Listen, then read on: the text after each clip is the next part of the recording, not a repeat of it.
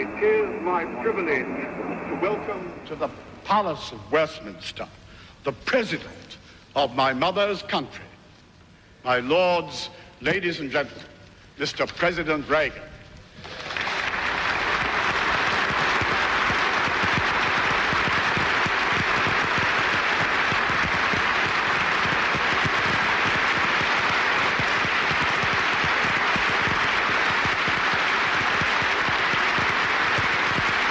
Thank you very much.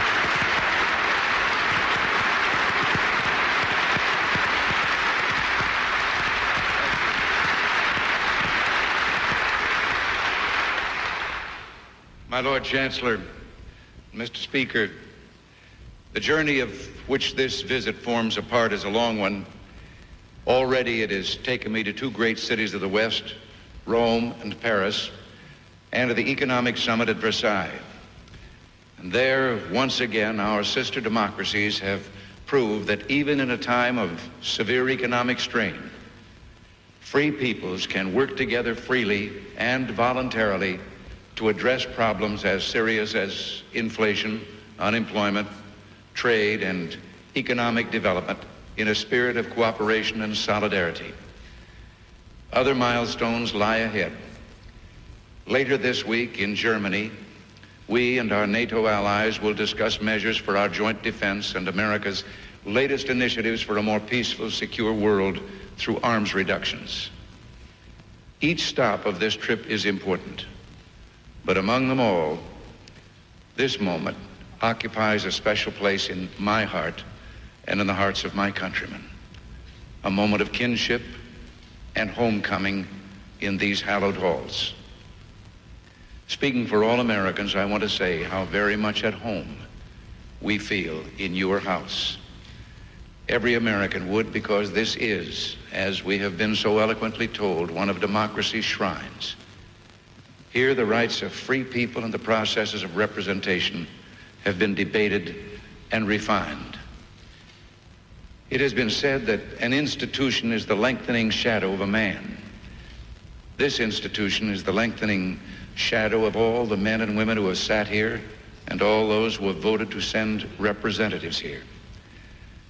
This is my second visit to Great Britain as President of the United States.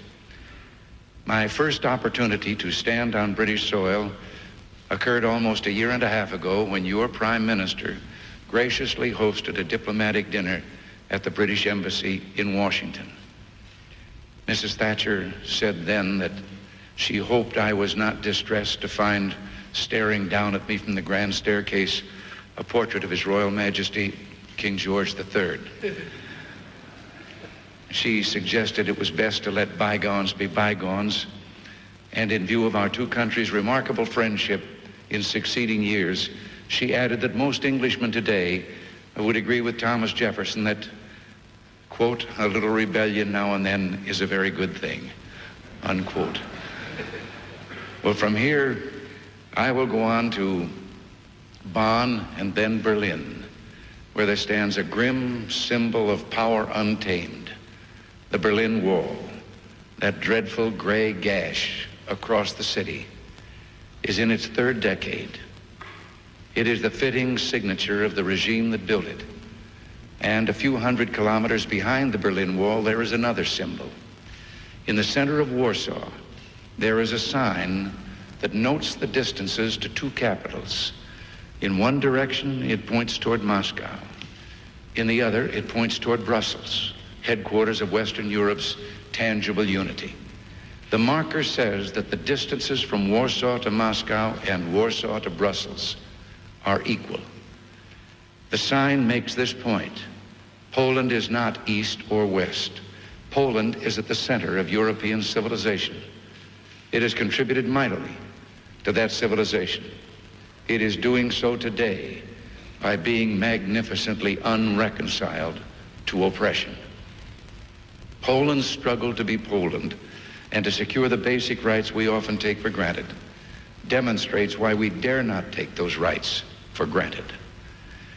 Gladstone, defending the Reform Bill of 1866, declared, "You cannot fight against the future. Time is on our side." It was easier to believe in the march of democracy in Gladstone's day, in that high noon of Victorian optimism. We're approaching the end of a bloody century plagued by a terrible political invention, totalitarianism. Optimism comes less easily today, not because democracy is less vigorous, but because democracy's enemies have refined their instruments of repression. Yet optimism is in order, because day by day, democracy is proving itself to be a not at all fragile flower. From Stettin on the Baltic to Varna on the Black Sea, the regimes planted by totalitarianism have had more than 30 years to establish their legitimacy. But none, not one regime, has yet been able to risk free elections. Regimes planted by bayonets do not take root. The strength of the solidarity movement in Poland demonstrates the truth told in an underground joke in the Soviet Union. It is that the Soviet Union would remain a one-party nation even if an opposition party were permitted, because everyone would join the opposition party. America's time as a player on the stage of world history has been brief. I think understanding this fact has always made you patient with your younger cousins. Well, not always patient. I do recall that on one occasion, Sir Winston Churchill said in exasperation about one of our most distinguished diplomats, "He is the only case I know of a bull who carries his china shop with him."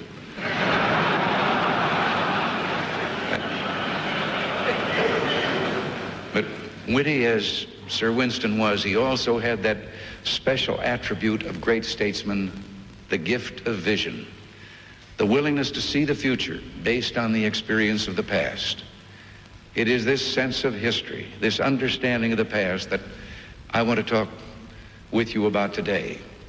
For it is in remembering what we share of the past that our two nations can make common cause for the future. We have not inherited an easy world. If developments like the Industrial Revolution, which began here in England, and the gifts of science and technology have made life much easier for us, they have also made it more dangerous.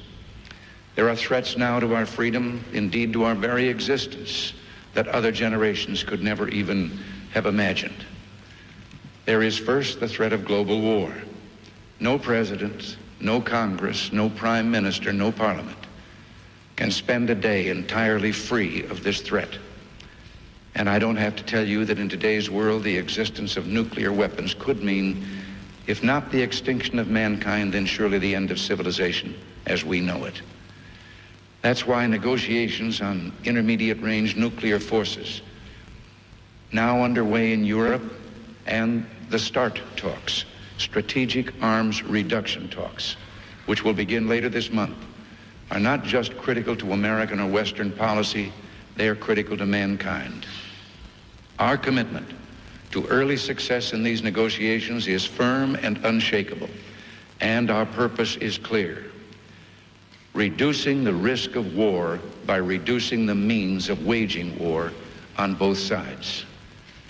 At the same time, there is a threat posed to human freedom by the enormous power of the modern state. History teaches the dangers of government that overreaches, political control taking precedence over free economic growth, secret police, mindless bureaucracy, all combining to stifle individual excellence and personal freedom. Now, I'm aware that among us here and throughout Europe, there is legitimate disagreement over the extent to which the public sector should play a role in a nation's economy and life. But on one point, all of us are united: our abhorrence of dictatorship in all its forms, but most particularly totalitarianism and the terrible inhumanities it has caused in our time. The Great Purge, Auschwitz, and Dachau, the Gulag, and Cambodia. Historians looking back at our time will note the consistent restraint and peaceful intentions of the West. They will note that it was the democracies who refused to use the threat of their nuclear monopoly in the 40s and early 50s for territorial or imperial gain. Had that nuclear monopoly been in the hands of the communist world, the map of Europe, indeed the world, would look very different today. And certainly they will note it was not the democracies that invaded Afghanistan or suppressed Polish solidarity or used chemical and toxin warfare in Afghanistan and Southeast Asia. If history teaches anything, it teaches self-delusion in the face of unpleasant facts is folly. We see around us today the marks of our terrible dilemma, predictions of doomsday, anti-nuclear demonstrations, an arms race in which the West must, for its own protection, be an unwilling participant. At the same time, we see totalitarian forces in the world who seek subversion and conflict around the globe to further their barbarous assault on the human spirit. What then is our course? Must civilization perish in a hail of fiery atoms? Must freedom wither in a quiet, deadening accommodation with totalitarian evil? Sir Winston Churchill refused to accept the inevitability of war or even that it was imminent. He said, "I do not believe that Soviet Russia desires war.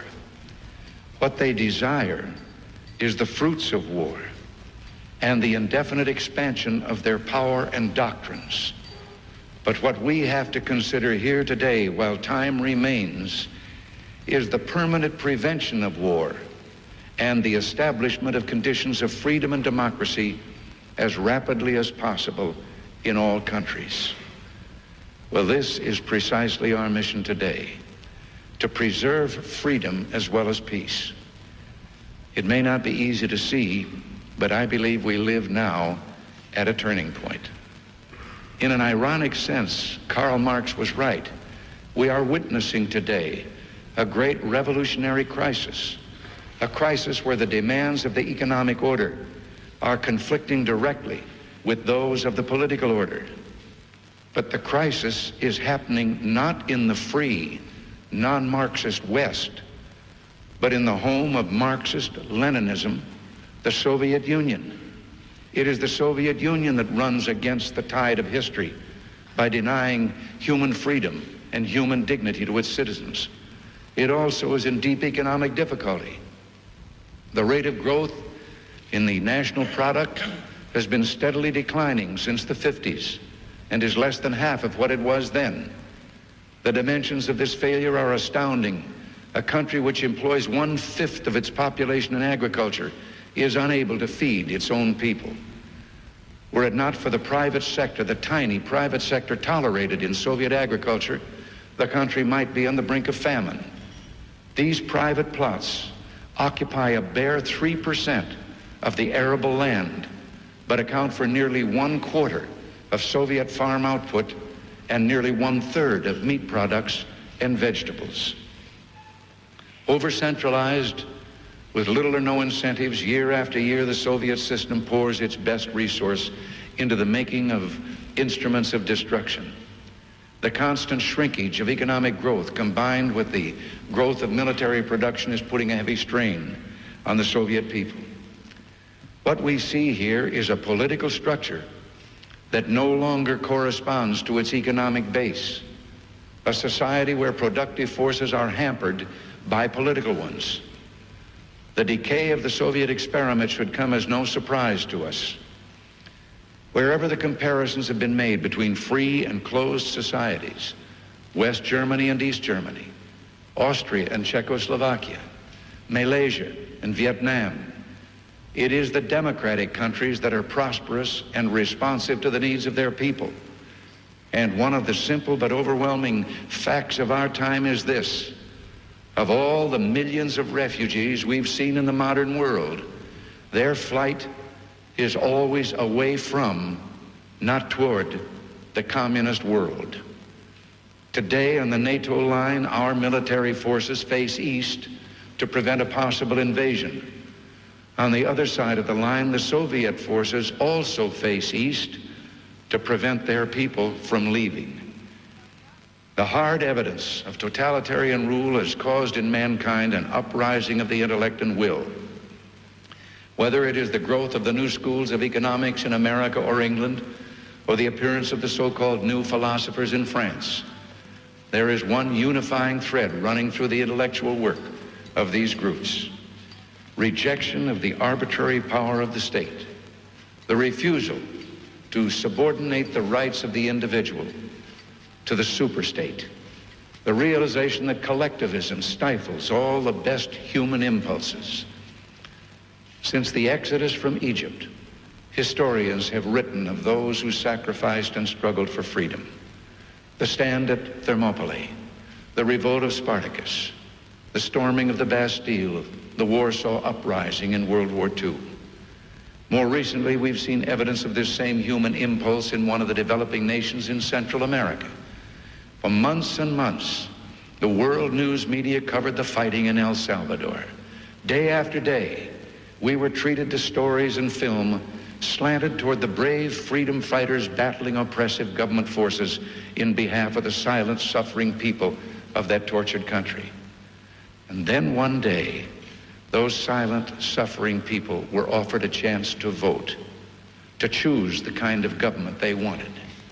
Suddenly, the freedom fighters in the hills were exposed for what they really are: Cuban-backed guerrillas who want power for themselves and their backers, not democracy for the people. They threatened death to any who voted and destroyed hundreds of buses and trucks to keep the people from getting to the polling places. But on election day, the people of El Salvador, an unprecedented 1.4 million of them, braved ambush and gunfire and trudged for miles to vote for freedom. They stood for hours in the hot sun, waiting for their turn to vote. Members of our Congress who went there as observers told me of a woman who was wounded by rifle fire on the way to the polls, who refused to leave the line to have her wound treated until after she had voted. A grandmother who had been told by the guerrillas she would be killed when she returned from the polls. And she told the guerrillas, "You can kill me, you can kill my family, kill my neighbors, but you can't kill us all." The real freedom fighters of El Salvador turned out to be the people of that country, the young, the old, the in-between. Strange, but my own country, there's been little, if any, news coverage of that war since the election. Now, perhaps they'll say it's, well, because there are newer struggles now on distant islands in the South Atlantic. Young men are fighting for Britain. And yes, voices have been raised protesting their sacrifice for lumps of rock and earth so far away. But those young men aren't fighting for mere real estate. They fight for a cause, for the belief that armed aggression must not be allowed to succeed, and the people must participate in the decisions of government.